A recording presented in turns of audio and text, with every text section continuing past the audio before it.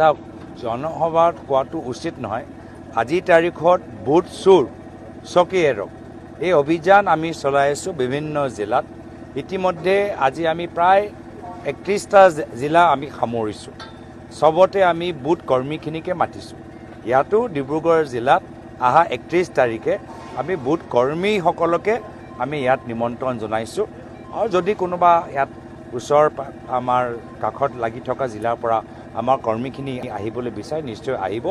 আমি সুখী যে এইখন সভা সম্বোধন কৰিবলৈ আমাৰ প্ৰাক্তন ৰাষ্ট্ৰীয় যুৱ কংগ্ৰেছৰ সভাপতি, বৰ্তমান পঞ্জাৱ প্ৰদেশ কংগ্ৰেছৰ সভাপতি, অসমৰ ভিতৰত আমাৰ যুৱ সমাজৰ মাজত যথেষ্ট জনপ্ৰিয় অমৰিন্দৰ ৰাজা বৰাৰ ৱাৰিং তেখেত আহিব। লগতে আমি খবৰ পাইছোঁ ইতিমধ্যে যে ঝাৰখণ্ডৰ পৰাও এগৰাকী আমাৰ কনিষ্ঠ মন্ত্ৰীগৰাকী তেওঁ শিল্পী তিৰ্কী ডাঙৰীয়ানী তেওঁ ইয়াত অহা সম্ভাৱনা আছে।